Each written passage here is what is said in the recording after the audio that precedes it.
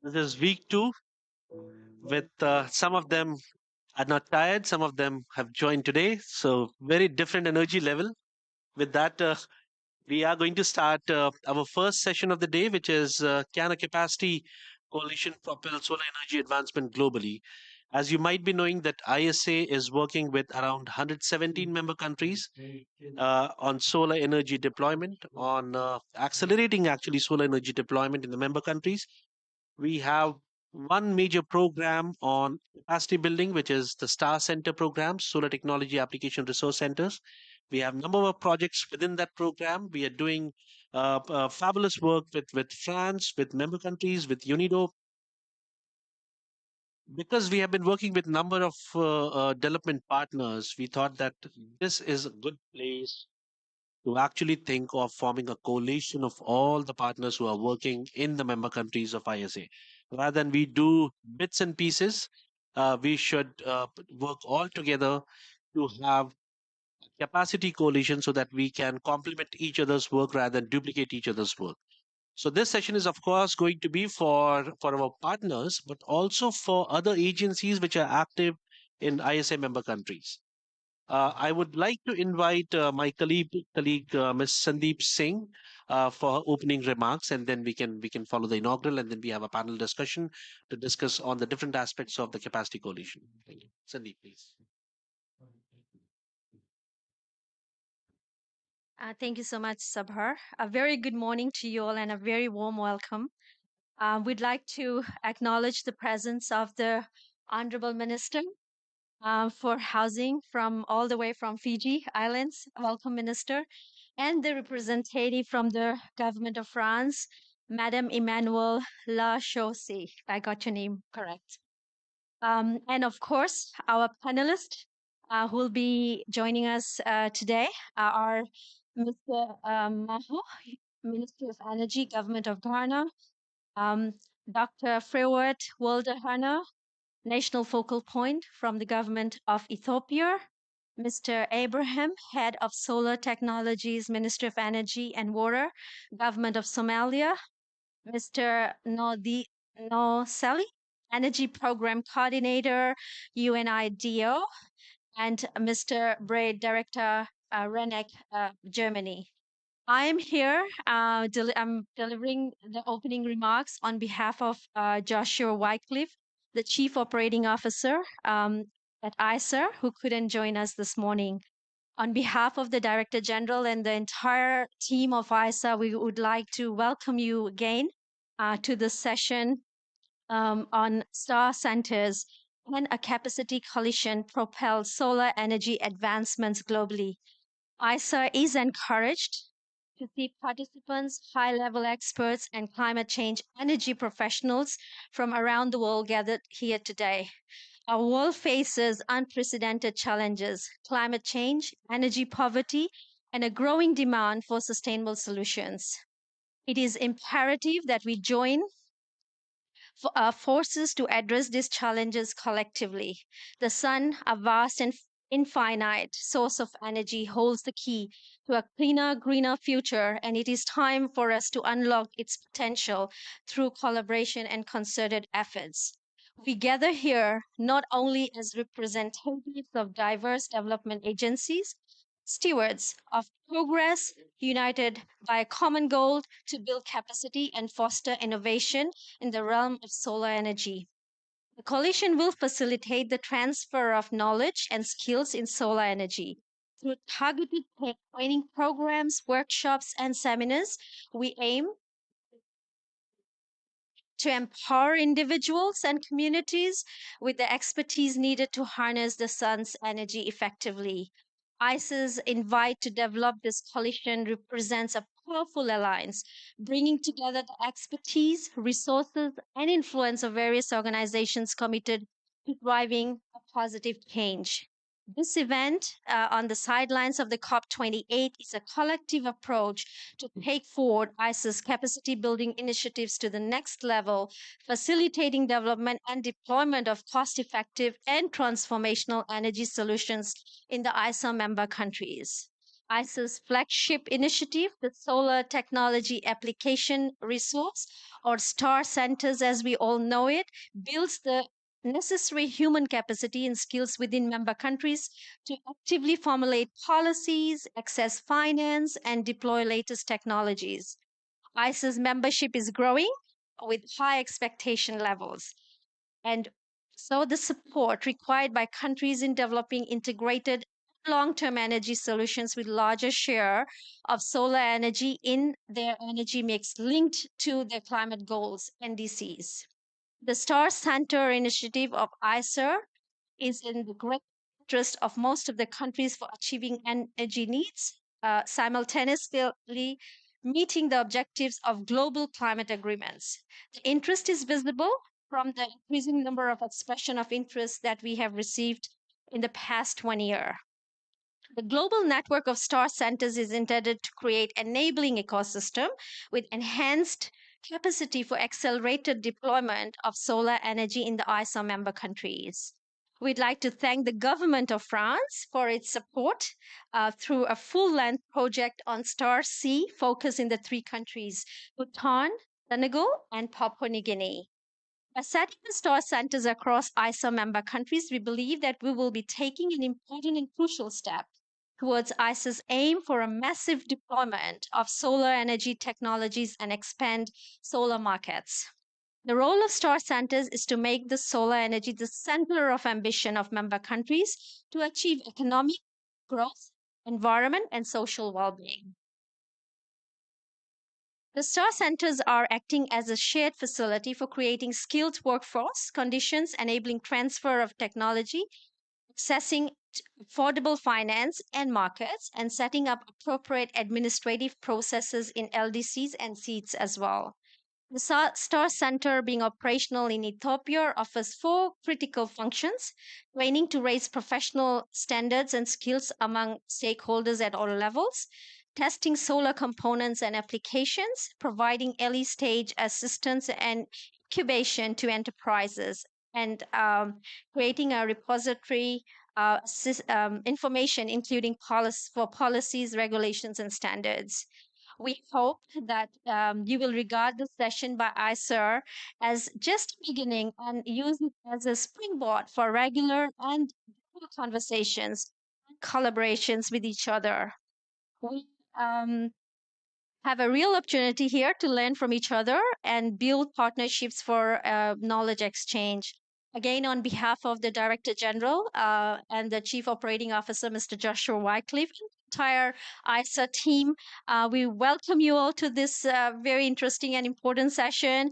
And we are confident that the outcome of this session will help open new vistas of establishing regular dialogues and foster collaborations between the participants and the countries alike. Thank you.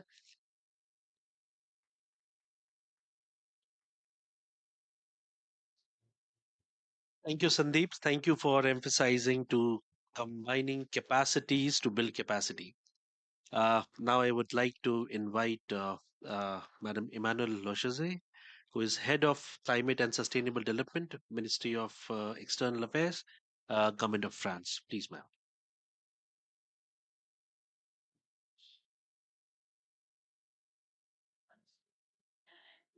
Thank you very much.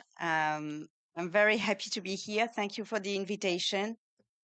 Let me give you a little bit of background on why France has been working on this issue at the beginning.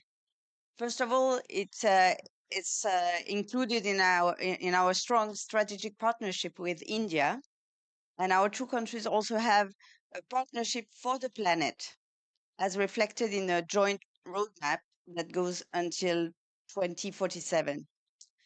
This partnership covers development, environment, biodiversity, and importantly, energy transition. Our energy cooperation serves three objectives: meeting the Paris Agreement's goals and achieving carbon neutrality as soon as possible, addressing a growing energy demand, and reinforcing our energy security. And this cooperation focuses on renewable energies. solar, wind, hydropower, and nuclear energy as key solutions in the fight against climate change. On solar, which is the subject of today, France and India launched together the International Solar Alliance during COP21 in Paris back in 2015. And since then, the organization has grown and reached more than 100 member countries. We fully support ISA's role as provider of solutions for unlocking solar power in developing countries, in particular through the Starsea Solar Capacity Building Program. We are very proud of the Starsea program, which was initially founded by France, but now is taking off and scaling up. New donors and partners are increasingly showing interest. New centers are being created as knowledge and training platforms to enhance the absorption capacity of countries having a huge solar potential. Thanks to the hard work of the local coordinators in our three pilot countries, thanks to the partnership with the existing global network of regional sustainable energy centers, our aim is to provide high quality trainings and certification frameworks to empower and boost the solar ecosystem. We're not building new institutions, as you said, or duplicating existing ones, but making available, scalable, and replicable high quality models and certification frameworks. We are creating modern platform for online courses and building synergies to respond to our partners' needs in an efficient way. France is grateful for the close cooperation with the International Solar Alliance and UNIDO as implementing partners and with Senegal, Papua New Guinea, and Bhutan as key stakeholders on this project. They made this adventure possible. Thank you very much. I wish you fruitful discussion and I thank you for your attention. Thank you.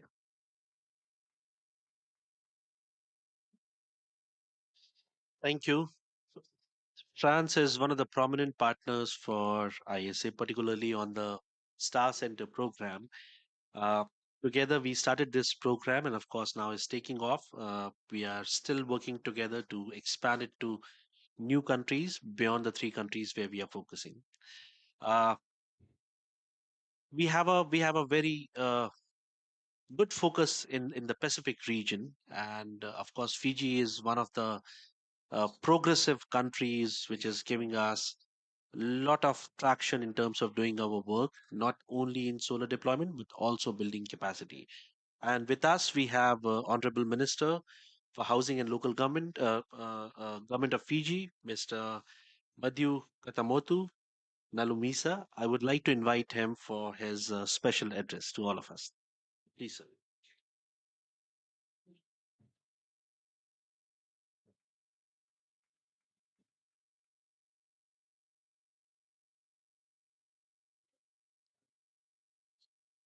The Director General of the International Solar Alliance, uh, the Excellencies, distinguished delegates, ladies and gentlemen, Mulvinka, and a very good morning to you all. Fiji is roughly around 14,200 kilometers away from Dubai, and average sunshine hours in account is around 7 hours per day. It gives me great pleasure to be here today to deliver my opening remarks on behalf of the Fijian government on the event titled Establishing a Capacity Coalition for Building the Capacity of ISA member countries and Advancing a Solar Technology Application Resource Controls Center or STARC program. Before I proceed, ladies and gentlemen, please allow me to thank ISA for organizing and supporting our participation in this event. About a few months ago, I was paid a courtesy visit by the ISA team from India, and here I am after a few discussions that you have had with the Chief Operating Officer. I was invited to be here to deliver a keynote speech to all of us. And also take this time to thank the government of France as well as the government of India for taking these initiative forward. I think it's very important for developing countries and least developing countries like civilian countries, as those that are represented here, to venture into programs like this.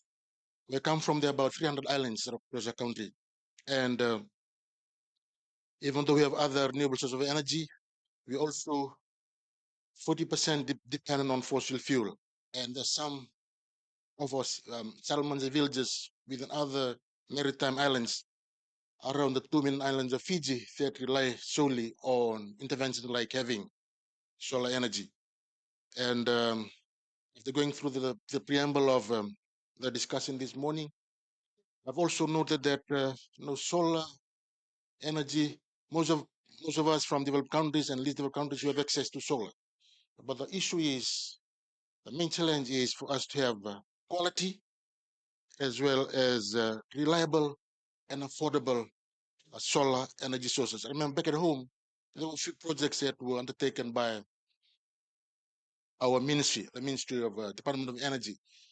But as soon as the projects went off the ground, as soon as the providers, the suppliers, after installing some of these projects, as we speak, there are some that are not even generating power today. So these are some of the challenges that we face from small undeveloped countries like country of Fiji.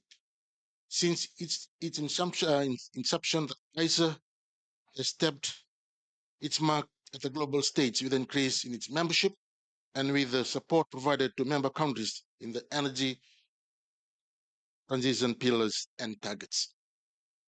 As we are aware, our energy transition pathways are not an easy and simple one, and the concept of the one size fit all, one size does not fit all is true.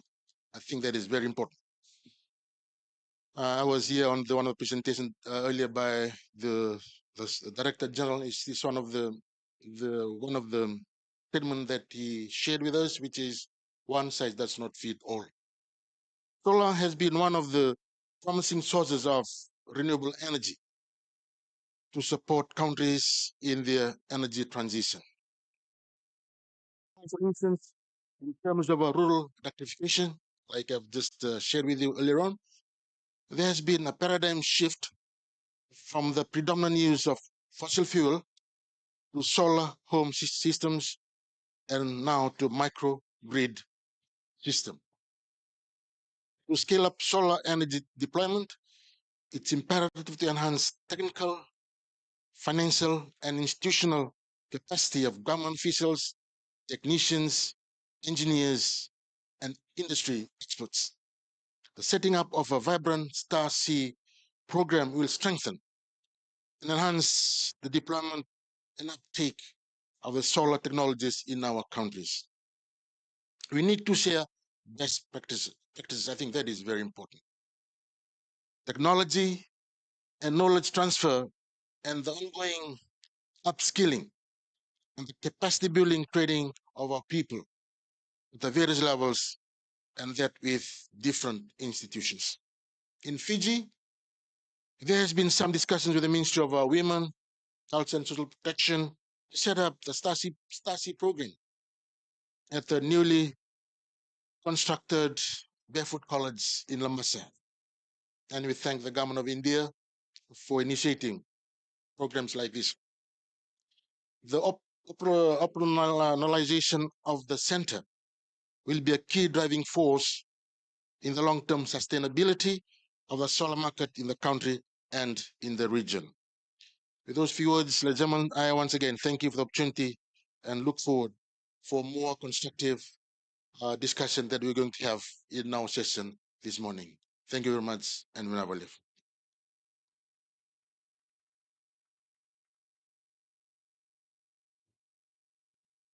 Thank you, Honorable Minister, for testifying how important these centers are for building capacity of government officials, engineers, technicians, everyone who is working on solar energy.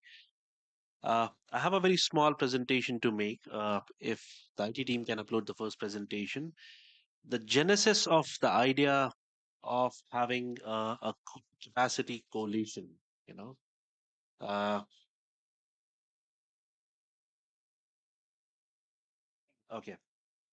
So we are working with number of member countries, and particularly on the Star Center program, we are working with more than I would say 20 countries on different aspects of capacity building. And what we realize that all the progressive countries who have now very good solar installation in terms of uh, the capacity, in terms of the framework, the tools, the standards that they all have traveled a journey of about 15, 20 years.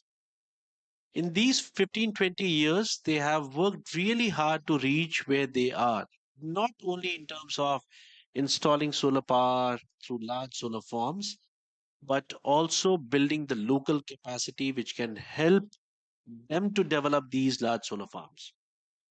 And and in this journey, the local institutions, the local center of excellence, the technical centers, the universities have played a major role, whether it's research and development or providing training to different people or doing innovation to match the local challenges. All the universities, technical centers, center of excellence have played a major role. And it has not been possible for them to do it alone. I mean, they started individually, but later on they combined forces to deliver on the challenges they faced during the deployment of solar energy. And that's what we want in the countries where we are working, in, especially in the LDCs, the least developed countries, and the SIDS as well. We want the same thing to happen. We don't want forces to work individually in silos. We want them to join hands so that we all can complement from the efforts. We can all complement from the strength of each other so that we can deliver on ground. So if we have a training module, and if we need a facility to train people, we need a center there, we need a facility there. If the facility is not created by ISA, we can use any other facility created by UK government, by German government, or by anybody else. So that's the overall idea, that we should join forces, and that's how the entire idea of the capacity coalition came into picture, and that's why we want this capacity coalition to happen. So what we have in the developed countries, we have expertise and knowledge. There are teams, experts with specialized skills. I mean, you might have seen most of the developed countries, you have high skilled people working on solar energy. I mean, they have specialized tools, they have specialized SOPs to work on solar energy. They have standards, and they can't really ignore standards. They can't deploy anything what they want. They have to follow the standards. They have shared knowledge with each other to know solar energy deployment better. They have quality assurance procedures in place, which helps them to go through certain steps in order to identify what is the best quality and to have the best quality on ground as well. And we really lack some of these things in the LDCs and SIDS, because most of the LDCs and SIDS have embarked on the journey of solar energy, and they are struggling with the infrastructure, they are struggling with the resources. But some of these resources can be easily leveraged from the developed countries, which are not a novelty for them, which are a business usual kind of a thing for the developed countries, and the developed countries can lend these resources to the LDCs and to the SIDS as well. What we want to do under Star Center program, we want the countries to have their own capacity to undertake the energy transition on their own. We don't want them to depend on developed countries. We don't want to develop them. We don't want to depend them on the emerging economies. We want them to have their own local capacity, which can help them to deploy solar energy right from the solar rooftop to large solar farms. And that's what the idea of the Star Center program is, that we develop local capacity, we develop administrative processes, we develop rules, regulations, and standards that will help the member countries to smoothly undertake the energy transition, to smoothly undertake the solar energy transition. We have identified four critical functions after a lot of consultation with the member countries, with expert institutions. These are training, testing, knowledge creation, and incubation of enterprises. Uh, Training is for everyone, right from the government officials to technicians to engineers to people who want to know about solar energy as individual researchers. Testing is to support basic testing of the solar components and solar applications, so that you at least know what you are getting, what you're ordering for from countries like China, India, uh, Taiwan, or anywhere else. The the third function is the information repository or the knowledge creation function, which is very important for informed decision making. If you want people to take decisions, right decisions, they need to have everything in place in terms of information. They are better informed in terms of standards, regulations, in terms of benchmarking, all of that. Fourth function, which is the incubation of enterprise, is quite critical to create smaller enterprise in the solar value chain. So that tomorrow, if you want people to have jobs in solar energy, you also have a source of smaller enterprises where these enterprises can participate in the entire solar supply chain.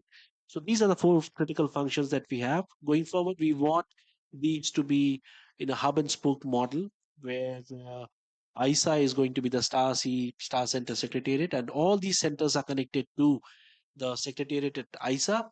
But all these centers are also connected to each other so that they can exchange information, they can exchange knowledge. If one center doesn't have a capacity of testing, they can go to other center to have that capacity or to know about that particular capacity. So that's briefly about what we are looking at in terms of the Star Center program, and we know that alone we won't be able to achieve a lot. We need to combine forces. We need to combine capacities of the different donors, different development agencies who are working in the member countries and who already have the activities in place.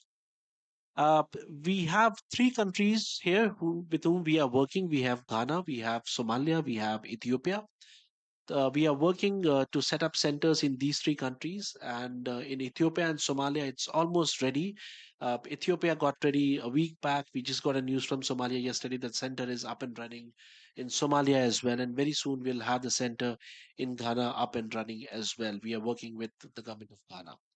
uh, we have worked with these countries on certain capacity gaps, so it's really important to know uh, coalition that we are talking about. We are collating to address particular capacity gaps, and it's important for the audience to know what are these capacity gaps.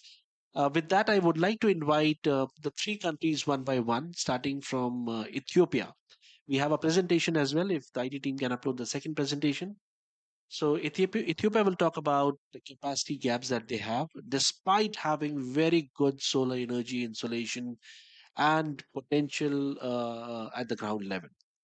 I would like to invite Dr. Freywood Waldana, who is the national focal point in Ethiopia. We are working with him quite closely. He's also the ex-minister in Ethiopia, and he has been quite supportive, quite helpful, and that's why we were able to set up the first center in Ethiopia. We have a small presentation. If I can request my IT team to upload the second presentation, and Dr. Freywood, please.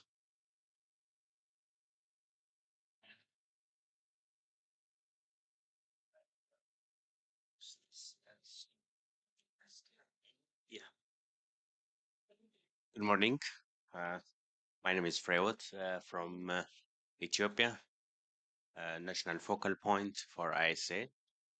So I'm really happy to share our experience vis-a-vis ISA support. So just to give you a little bit background, some economic and especially energy related activities. Of course, the data might look something like 3 years old, but still it shows you the pattern, it shows you the trend. So currently we have, for instance, over 5,500 megawatts of generation, including the GERD, that is the Renaissance Dam in Ethiopia, and the access point actually not mentioned here. We are a little less than 50%. So we still have uh, energy access problem because we're aspiring to make it 100% in 2030. Originally, we planned it to achieve this in 2025, but because of various reasons on the ground, we are, of course, obliged to push it a little bit. So that's what we have. We have the roadmap, and with regard to the energy, we have National Electrification Program 1 and 2. National Electrification Program 1 is simply grid extension, mainly grid extension, and National Electrification Program 2 is more of off-grid technologies, particularly solar technologies. And with this, I think the role of ISA and capacity building in terms of utilization of solar energy technologies is very, very important. Accordingly, we have just established the center, So I think maybe by 2030, when we say we have almost 100% access, at least 35% of it will be almost from solar technologies, meaning solar home systems and solar mini grids. So that's a combination. And to achieve that, the question is, do we have the background? Do we have the right people? Do we have the capacity? Uh, the study has shown that there is no enough capacity, and that's why the very reason to establish the Star Center. Now, the ISA has, as mentioned earlier by Sava, it will established in a number of countries, but uh, if you look at the global picture, and these star centers achieve the desired goal, will they have the desired impact? The answer is clearly no. These centers will have to serve as only a model for each country, and each center should be able to establish, to identify other centers within their own countries to follow suit. So I think it is very important concept, establishing by ISA at one center and expanding this capability to others, and harmonizing these capacities at a global level, at international level, will be, I think, led by a coalition.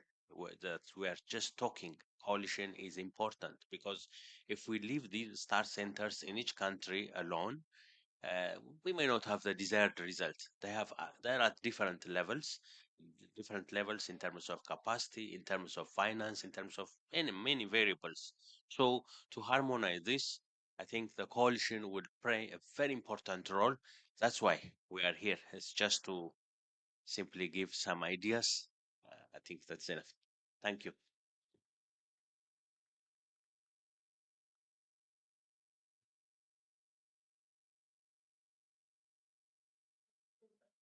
Thank you, Dr. Freywood.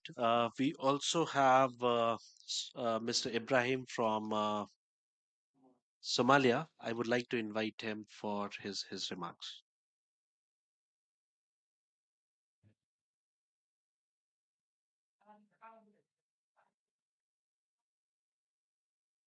Good morning to all. Your Excellency, the Minister of Energy from Fiji, the Director General of ISA, and all ISA team and participants, the national focal point of Ethiopia and Ghana, and all other participants. Good morning. And today, for me, I would like to give the case of Somalia in terms of the Star Center. And also, it's really very important for us to have here in the venue also Master Berthold Renak. Also, he has the one who carried out the need assessment of the study, the need assessment of Somalia for this center. And as you're aware, Somalia is an Horn African country recovering from several recovering from civil war, and also now we are on track to build our capacities, our nation, our institutions. So can you go please the presentation? Yeah, thank you very much. And the presentation is here to give you a hint what's the current situation of the energy sector in Somalia. As you're aware, Somalia, including the sub-Saharan African countries, and there is an energy problem, including access and also in the cooking solutions.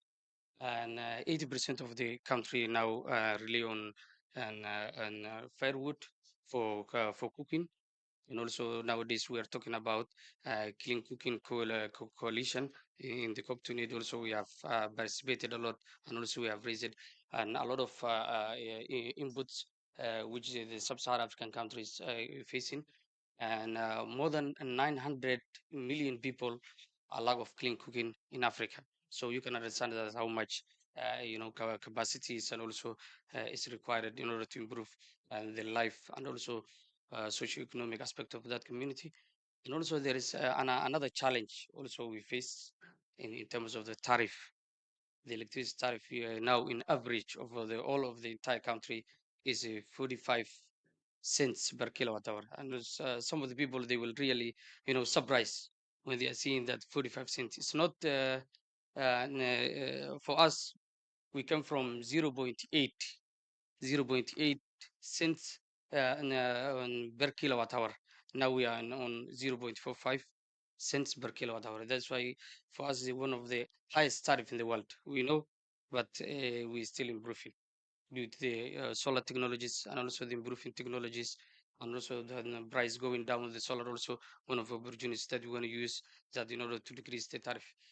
One of the reasons for this tariff is we rely on fossil fuel and diesel generators. You can understand that the diesel price also is really dependent on global market. And this average is this price is an average for the whole entire country, not in the capital city. Maybe it's lower than that, but we are talking about in all entire country where it's required at transportation costs, and also the operation and maintenance and others will be costed to the sector. In installation currently, the installed capacity 344 megawatts, while 50% while 50 megawatts solar, mainly the mini grids in the rural areas. No national grid, but what we have only the city grid. City grid is where the transmission distribution uh, for all entire the city. And now we are building our infrastructures. Now we joined what's called the East African Power Pool, which is based in Ethiopia, and to interconnect with Ethiopia and also to interconnect with Kenya. But in our recent studies, we have done 2 visibility studies to interconnect Ethiopia with the northern and part, and also to interconnect with the southern part of Somalia. This will allow us to get very cheap electricity from Ethiopia because of the generate from hydro. One of our discussion will be to get 4 cent less than if we interconnect to Ethiopia. This will decrease more than 98% our current electricity tariff. So this will be our major and infrastructure that we are currently going on. And in solar, as you're aware that we are in the tropical area, and also the equator also it passes and the center of the Somalia. Also this you can understand that how much solar isolation is available in the country. 310 sunny days, so we can generate 7 hours per day from solar. So and there is huge investment, and also there is a huge demand for electricity generation is required in the country. Also we are doing a lot of efforts in terms of regulation, investment promotion, and also the regulation aspects. Also this all we are doing in parallel to attract more investment in the energy sector. And in this part also, what I would like to mention that to include in all my presentation, what the Star Center should do for us. This is really very important for what we are here today. So in order for us and to attract the investment, we wanted to build our capacity locally, firstly. If we don't build our capacity, that even tomorrow, if we attract investment, we build those solar generation facilities, so who will take care? This will be really very important. So we are preparing ourselves in order to accommodate as much as possible solar installation in the country, and also to prepare locally the engineers, and the technicians, and policymakers, and even the bankers. Is really very important for me to mention that one of the ISA initiatives was to train the bankers. It was really helpful from our side because of the bankers. They understand. They don't much educated in the area of the solar investment. They see that this area is a high risk investment. So in order for them also to convince that this area of opportunity, that sorry,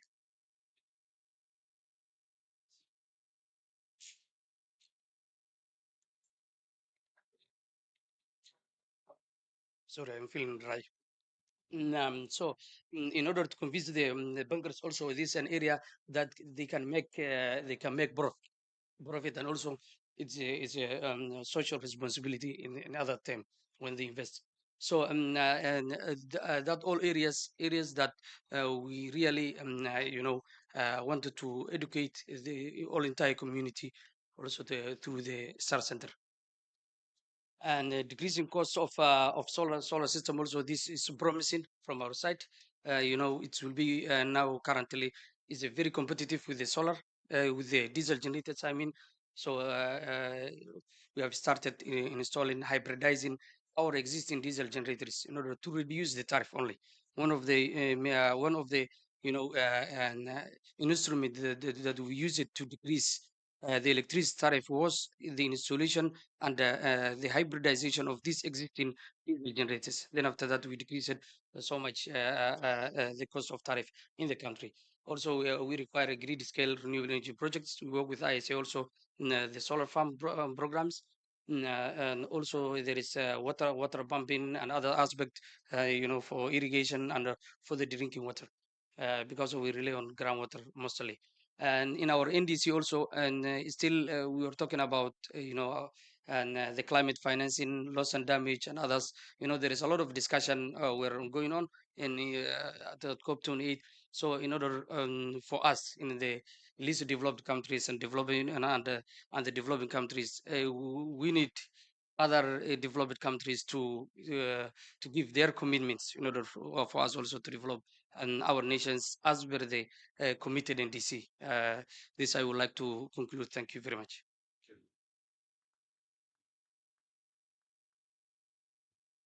Thank you, Mr. Ibrahim. I would quickly like to invite Mr. Seth from Ghana to talk about the context of Ghana. Thank you very much, Saba. And I would want to stand on the existing protocols to extend my heartfelt gratitude to the Honorable Minister for raising this occasion for us. As we all know it, energy is the heartbeat of every economy. Energy drives every aspect of our existence. Therefore, as a country, we are very particular about how we develop our energy space sustainably to be able to support our economic development aspirations. I would want to give a quick highlight of the current situation in Ghana, and then we look at what we're also doing to realize Star C efforts in Ghana. I would want to also highly commend Ethiopia for taking the lead to be the first country in the region to establish the Star C. You might have made a lot of pitfalls, and I believe we can learn from you to avoid such pitfalls so that we can make it better for all of us. Ghana, as a country, as of last month, if I may put it that way, we have achieved a total of over 5,000 installed energy or electricity capacity. And this is made up of about 65% of thermal. I just want to give a brief history about that. Ghana is an oil and gas producing country. We have natural gas that we use to produce electricity. So you may see high contribution of thermal in our energy mix. That may be one of the reasons. The second is that we have limited hydro resource potential. Exploitable potential stands at about 2,500 megawatts. We have already exploited close to 2 gigawatts of that capacity. So in terms of hydro adding to our generation mix going into the future, there is a high limitation. Therefore, if we want to diversify and secure our energy mix, we need to focus our attention on other renewable energy resources, i.e., solar, wind, biomass, which we have in abundance. The ultimate goal for us in the medium term is to be able to achieve 10% renewable energy in our generation mix.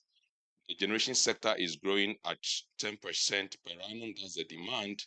And if we project that by 2030, Ghana should be having close to 10,000 plus megawatts of installed capacity. And out of that, we would want renewable energy to account for about 10%. In nominal terms, that would be around 1,350 megawatts of renewable energy capacity. The interesting bit of that ratio or that fraction is that solar alone would account for more than 70%. So there's so much opportunity for Ghana to, develop solar energy. In terms of resource potential, we are not too different from the rest of the numbers that we've seen from Ethiopia and Somalia, just because Africa is largely a sandbelt region, and we see a lot of potential in that space. In terms of strategies to be able to achieve the renewable energy capacity, we are looking at utility scale, we are looking at distributed generation, and we're also looking at off-grid. Interestingly, if you look at our access rate today, we are at about 88.85% access coverage. And going from that point to the last mile is one of the most challenging efforts for us as a country, because every progress you made is just like a drop in the cup. So for us, we have identified three main strategies to be able to cover the rest of the country that do not have access. That's about 11%. And over there, we're looking at mini grids and solar home systems, because now you are going to be serving populations that are very sparse. They are not many. The demand for power is low. So investing in grid to serve those communities will not make enough economic justification. So for us, the strategy is to be able to develop mini grids. And we've launched a big program in Ghana currently that is looking at constructing not less than 200 mini grids by the end of 2030. And all these mini grids will be powered by solar energy and battery storage systems to guarantee 24/7 electricity to customers in those areas. Then in terms of utility scale, we have learned something from India. Our partnership with India transcends ISA. India has been able to, if not triple, quadruple their solar energy installed capacity over the last decade. And the reason is that they have used approaches that have enabled prices of solar energy to go down. They have de-risked the market largely. And we have drawn some lessons from that. And our first pilot project, which is a 250 megawatt solar park, where government has acquired the land, put up the transmission lines, the switchyard, everything, and calling on private sector to just come and have a bite of the cake to install solar PV. We've been able to max out of that capacity in less than 5 years. We created 250 megawatts solar park, and already private sector has taken over the entire space, and projects under construction. About 50 megawatts is already connected into the network. 200 megawatts is under construction, and we are hoping to connect those also into the network by next year. And the most interesting part of it is that in terms of the cost per kilowatt, that's the tariff, we've seen tariffs dropped from 18 cents, 18 US cents per kilowatt hour to 8 cents, because of the de-risking effort that we made. And going forward, we intend to create multiples of such parks where government has a stake in it, so we can see the price of solar dropping further to about 5 cents to make it more beneficial to us to be able to, add more generation to our um, generation mix from solar. Another important aspect is that as we fledge the industry, it will be important for us to really build capacity to support local manufacturing of some of the technologies that we think we should have a competitive advantage of. Ghana is so uniquely positioned in West Africa, where we want to take full advantage of the sub-regional market and also take advantage of the AFCTA, that is the African Free Continental Trade Area, which is going to serve over 1 billion customers. And with that, we can produce green energy technologies and sell to the rest of the continent. We would want to welcome investors to come and take advantage of this huge market opportunity for us to grow the sector. Can you move to the next slide?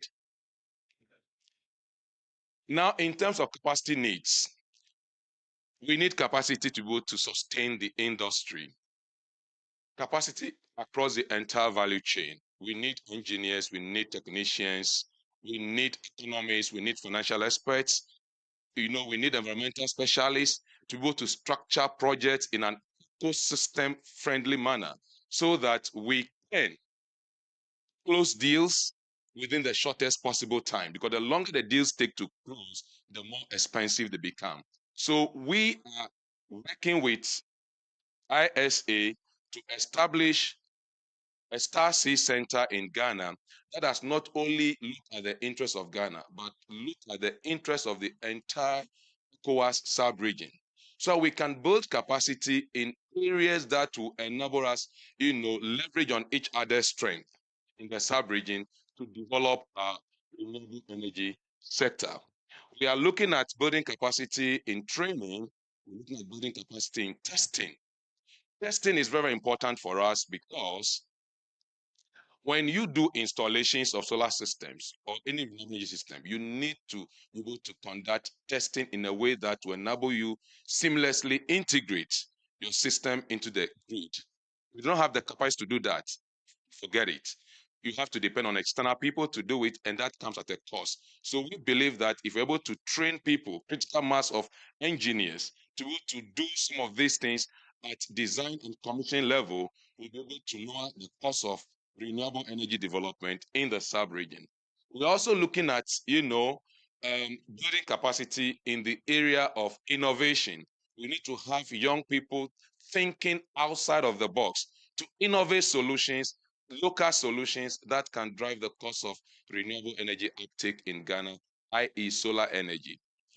Last and not the least for us, we're looking at also concentrating our effort in building capacity in the area of knowledge management and database development. Investors, developers are always constrained with the issue of access to quality data, quality information. And we think that our Star Sea Center should be able to provide a one-stop solution to investors, decision makers, etc., to be able to access quality data for planning, policy making, project development, project design, etc. These are the focal areas that we would want to drive the Solar Technology Application Resource Center for Ghana. And we look forward as we continue with the country readiness assessment, which is ongoing, to be able to identify more interesting areas that will enable us build a center of excellence that do not only serve the interests of Ghana, but the entire ECOWAS region, and also give us opportunity to be able to network with our partner countries like Ethiopia, Somalia, etc., to cross-fertilize ideas, share knowledge, and be able to develop a sector together. Thank you.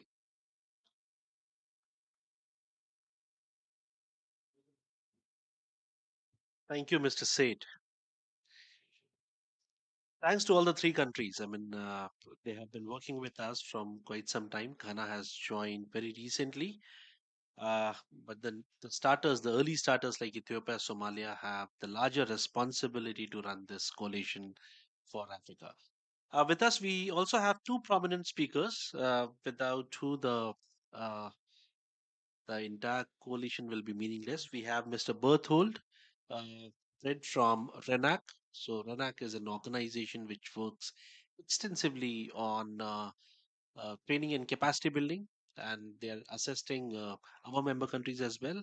We also have Santiago, who is from UNIDO. So, UNIDO is one of our major partners on the Star Center program, and we are working with UNIDO in the three countries Papua New Guinea, Senegal, and Bhutan. I'll take advantage of them and have sort of a small panel discussion with few questions targeted on how we can develop this coalition. So I would like to invite Mr. Berthold to the dais and Mr. Santiago to the dais, as well as the three countries Somalia, Ghana, and Ethiopia to the dais as well. Please. Thank you. You can sit here.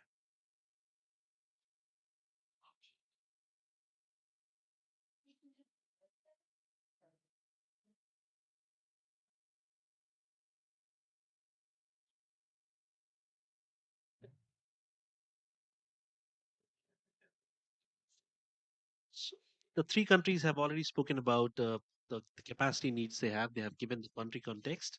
I would like to start with Berthold. Berthold, who is working with us, and he has a great exposure in number of countries in capacity building, not for us only, but for the development partners as well. So, Berthold, I would like to know from you. I mean, because you're working with so many development partners, you're working with so many countries.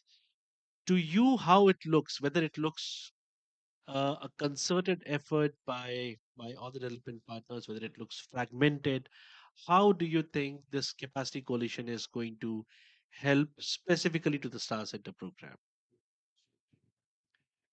First of all, thanks a lot for this invitation. It's really an honor to us. Bertolt Breit, my name. I'm the director of Renewables Academy, RENAC. And our vision and mission is to support the market development globally through capacity building, training, and building up training infrastructures. This is why we also could bring our, my personal expertise 25 years right now, and RENAC expertise 15 years into the country assessment of several Star C centers. What we see in many countries is that there's, let's say, maybe punctual activities. Yeah. So there's a GIZ program focusing on, let's say, TEVET. Yeah. As a technician's training. There's then maybe from, let's say, World Bank, some kind of trainings for the finance sector. There is maybe some UNIDO trainings for energy efficiency. So in each, I think more or less in each country, there are quite some activities, but I have not really seen yet that the country is really worked through with a real strategy concerning capacity building. Because I mean, we all know if you want to develop now just talking about solar, yeah, but it can also be for other renewables. You need to have well-trained people in the ministries for the policy frameworks, for the private sector project developers, for the engineers, for the finance sector, for the grid operators. Yeah, so all of them. And what happens is that only this or that target group is can benefit from the knowledge given. But in fact, if let's say the finance sector is not really ready to finance solar projects, all the other capacity building activities don't make too much sense. Yeah, because the market will be blocked. Or if the grid operators are still reluctant to accept electricity from this fluctuating PV, nothing will fly. So this is why it's really, from our observation, so important that countries really yeah, see that no one of the stakeholders is forgotten. First thing. The second thing is also we don't see too much like donor coordination. And I think this is the reason why you created this panel. Um, but what we saw from India, for example, India, in fact, the MNRE, they started to coordinate the donor activities because the donors always have to work together with the government. Yeah, aside from some NGOs. But I mean, if it really comes to like bigger donor activities, they all go through the government. So each government could have like the power to steer. And I want just to use this panel to, I mean, spread this idea. Take an example from India in this case and make donor coordination. Yeah. And if you see that you need already, let's say, is doing training for this target group, but other target groups are missing, then please tell the donors, well, what about making capacity with this target group? So this is just an idea. No, thank you, thank you. I just have a follow-up question for you. I mean, when you say the financing institutions are important and finances are important too, of course, I mean these they are important. Finances are important. But would financing institutions be interested if they don't find a good capacity within the country? If they see that there are no workforces, there are hardly people, I mean, would they be confident to fund a government uh, who doesn't know anything about solar energy? So does, I mean, it's like chicken or egg kind of a situation. Whether you think the capacity building is important to have the basic orientation first, and then the financing institution will be interested, or you really need finances to start everything from basic. No, again, I mean, to overcome this chicken egg problem, yeah, is that you really need like a holistic strategy. Yeah. Of course, you need good policy framework. Yeah. Or let's say also regulations about like off taking the power to the distribution grids. So you need these policy frameworks. Otherwise, there will be no market development besides like small solar home systems or remote mini grids or something. But if it really comes to scalable PV installations, you need the policy frameworks. So this is the first exercise really to be done. But then, of course, I mean, if the market sees there is an opportunity, yeah, so project ideas will come up. But then again, the finance sector, they really they are oftentimes reluctant. I mean, they know how to finance supermarkets, streets, or petrol stations. Yeah, but I mean, they're they oftentimes they don't really know how to finance solar park or wind park or biogas plant. So these kind of trainings also help them to reduce the technology specific the specific risks and also to come down with the interest rates. Thank you, Badal. I would like to now come to Santiago from Unido because you haven't spoken yet. Santiago, I mean, you're working with number of countries as part of Unido. Unido is also working with nearly about, I think, 10 Gensec centers you have in most of the regions. And you have seen very closely how the capacity building becomes very instrumental at the regional level, per se, because of these Gensec centers. Do you think, I mean, there is a specific region, specific country where this coalition might have better potential, better impact, or high impact? Or you think it can be region country agnostic? Thanks for the question. So one of the things we I mean, first let's approach, for example, the African continent is one of the priority regions. The different regional centers of UNIDO are currently working on. Africa is experiencing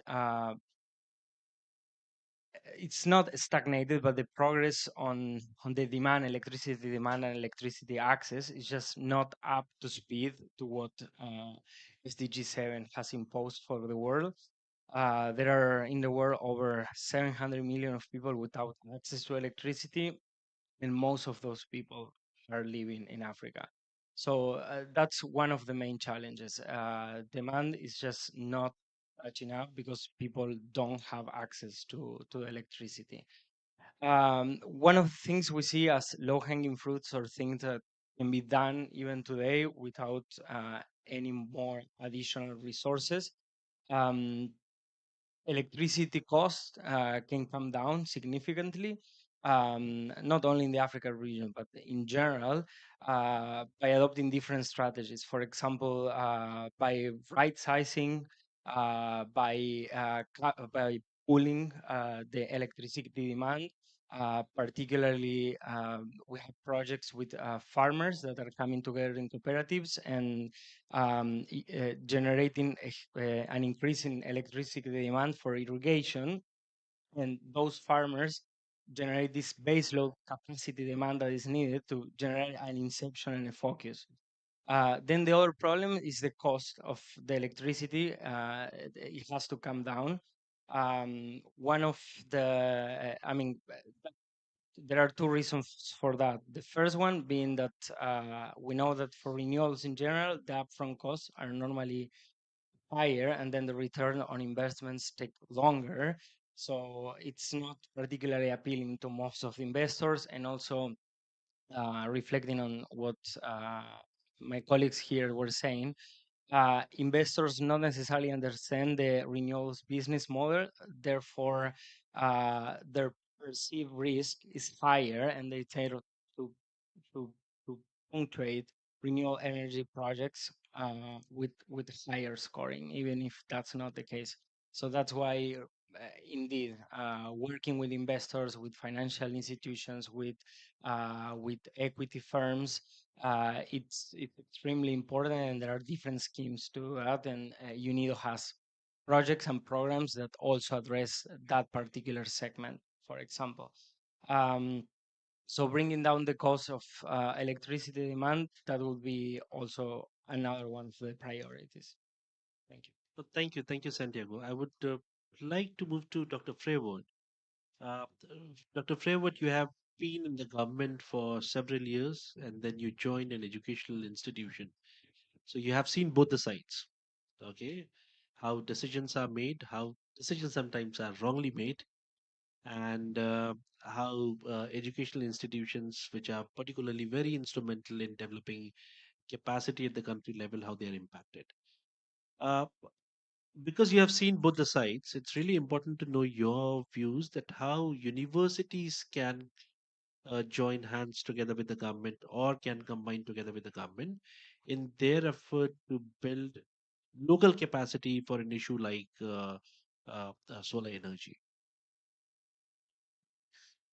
Thank you, Sava, for the question. Um, Actually, universities cannot stand alone. They have to be working with the government. They have to support development in general. And when it comes to capacity building, I think they can play a leading role. A leading role. Uh, they have also special benefits. When you talk about star centers, and if you want to attach it to a higher education institution, then you can easily find people who can train. You don't need to recruit others. You don't need to find. There are people are already there, okay, with very good knowledge and maybe with a little bit of practical experience. But with this, I think it's possible to get very good pool of teaching research resources. That's one. The other thing is making Star Center with the universities make it easy for researchers. There are some research, be it undergraduate or postgraduate level activities, research, teachings as well. They can be attached to the these star centers. Sometimes, when you teach courses related to solar energy, you may not have the right practical equipment, so it can be a little bit more on the theoretical side. But if you have a star center within it, then it will be very easy. So students can have access to the uh, star centers. They can support. They can even take part in the training and do research. So it's very important. It's mutual advantage for the university as well as for the sector development. That's what I believe. So thank you. I mean, You rightly pointed it's a mutual advantage both for the university and for the government as well. Uh, I would like to know from Mr. Ibrahim Somalia. Mr. Ibrahim, I mean, you have heard all of us, you have also seen that the coalition that we want to formulate, and this coalition is, of course, going to support different stakeholders, including the government as well.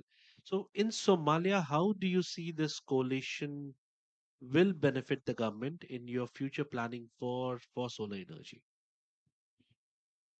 Yes, thank you very much for the question. And I think that in this coalition, in this coalition, it will be very important for Somalia because of, and firstly, it will be like a knowledge exchange from all the rest of SRC centers to take benefit of their and strengthens and also their challenges.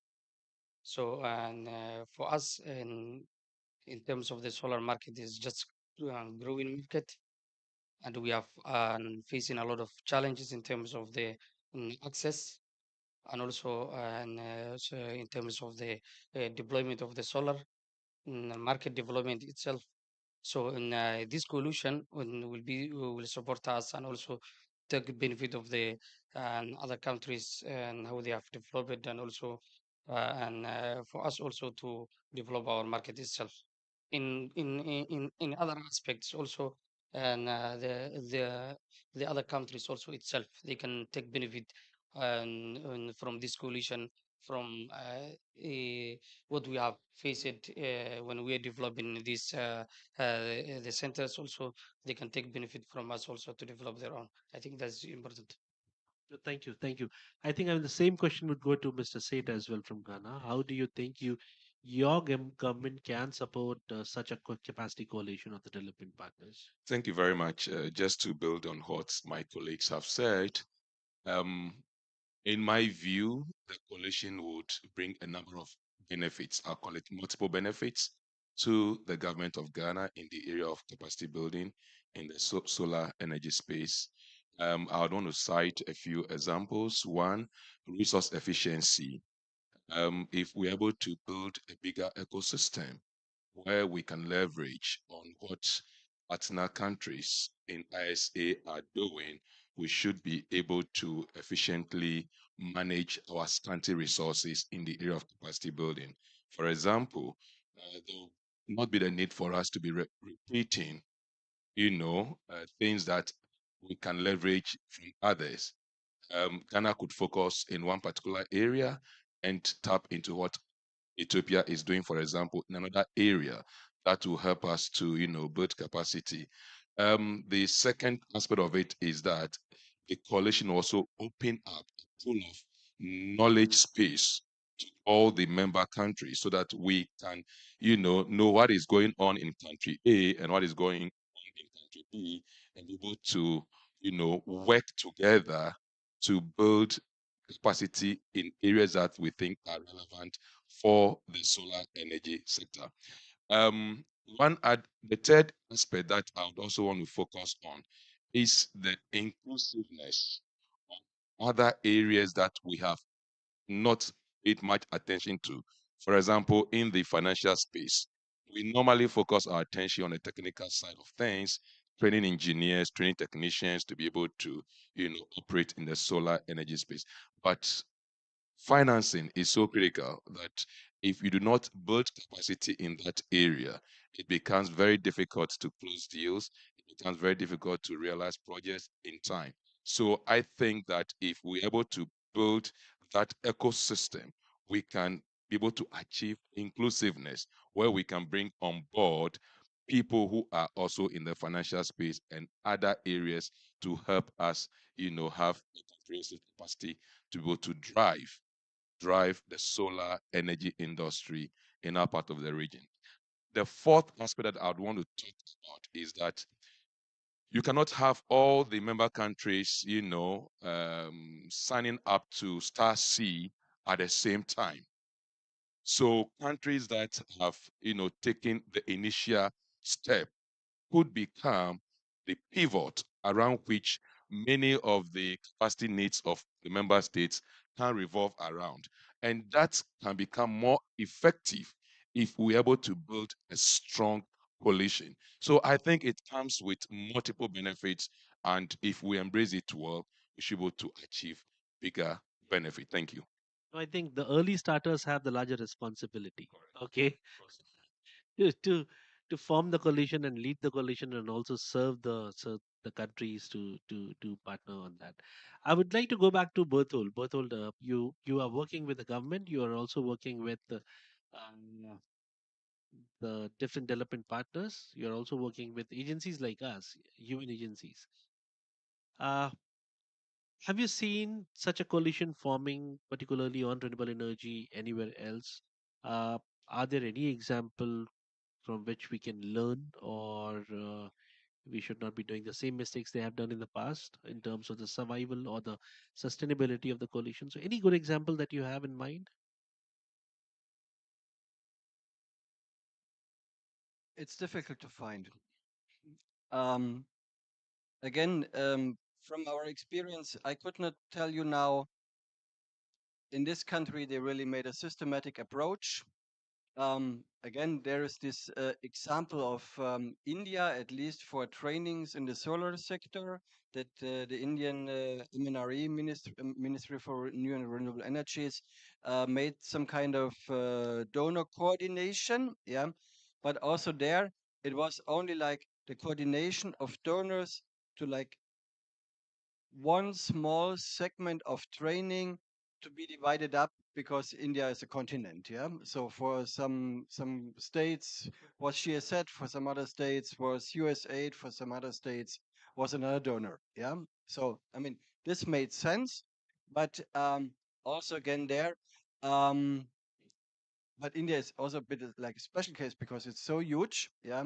Um, I have not never really in any country seen a systematic strategy how to do this, how in parallel to develop capacities for technicians in the academic sector to integrate also solar.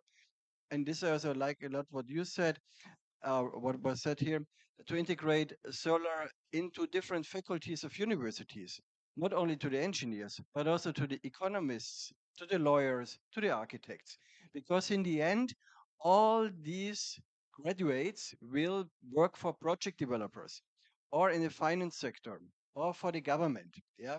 So this is also important to really be aware of, or in parallel also think about strategy for professionals. Yeah. So it's as far as we could observe here a bit, there a bit, there a bit, but not really like systematic. So this is why really makes so much sense to have this idea of like coalition.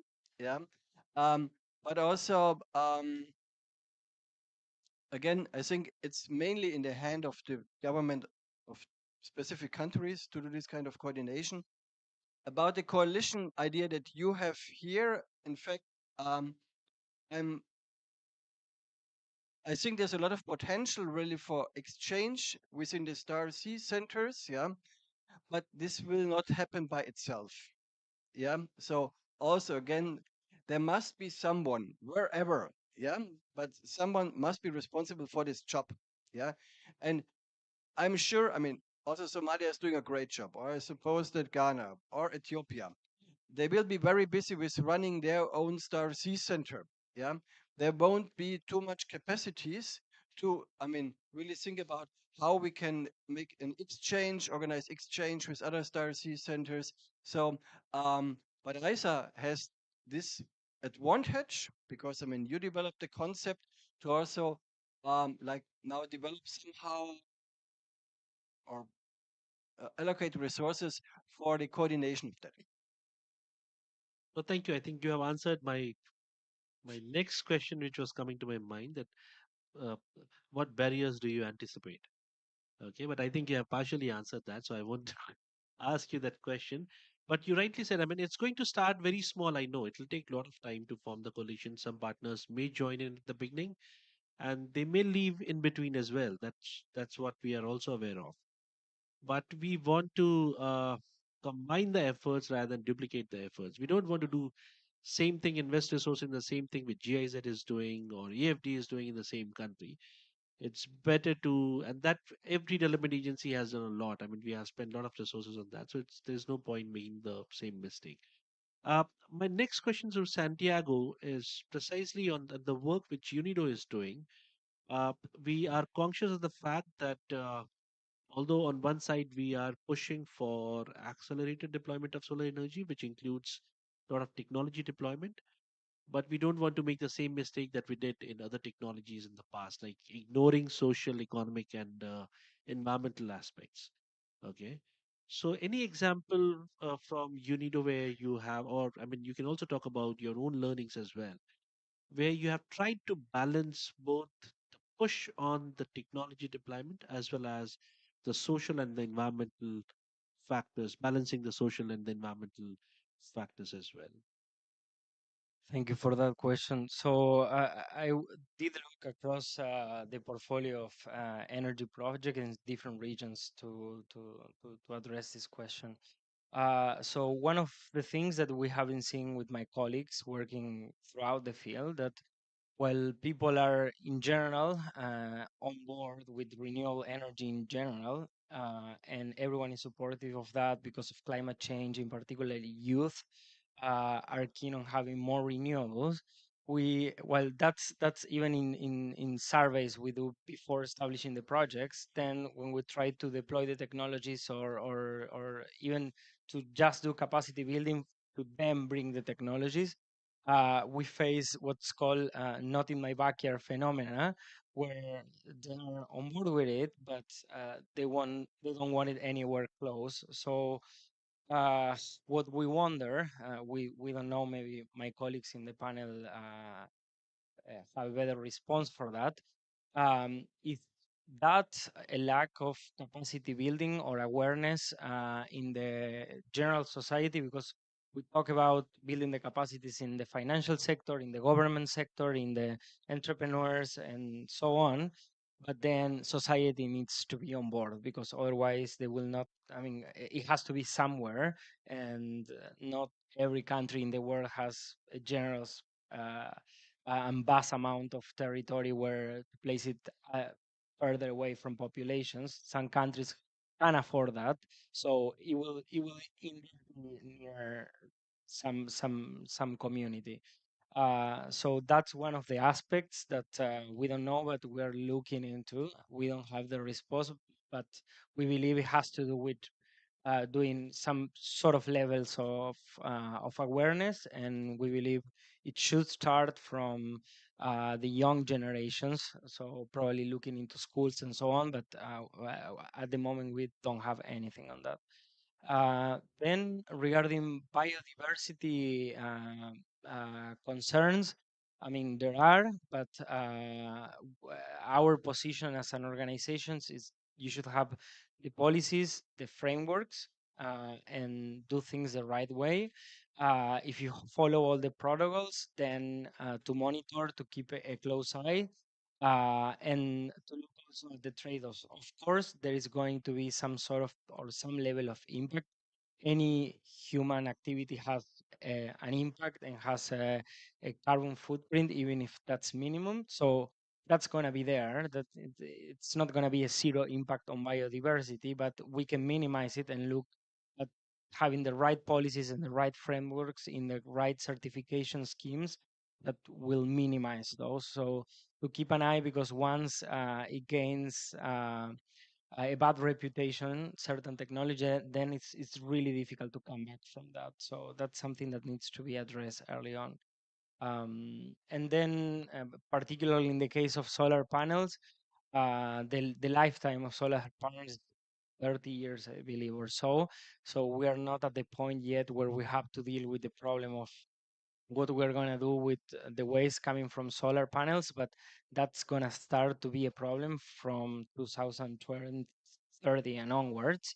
I believe today the rate is 1% of what's going out compared to the new installed capacity. So we're not even close to have the problem yet, but it's coming, it's around the corner, and we might also have the right policies and the right incentives. I believe in Europe, that's a bit better regulated, but that also other territories start preparing for this. Thank you. Thank you, Santiago. I have only a couple of minutes left, but I have a list of questions. I'll just quickly go to Dr. Freywood for a very quick question and quick answer from him as well, because I know that Ethiopia is working on NEP2, the National Electricity Plan 2, and you're also working with a number of development partners, including World Bank, ISA, and other partners as well. Uh, how has been your experience? I mean, is it very difficult to bring everybody together and work together with them, or is the government planning to do anything in terms of forming a coalition at the country level? Okay, thank you for the question. Uh, Initially, there was a problem. You know, everybody was working on its own way. World Bank in one way, and African Development Bank in another way, and so on.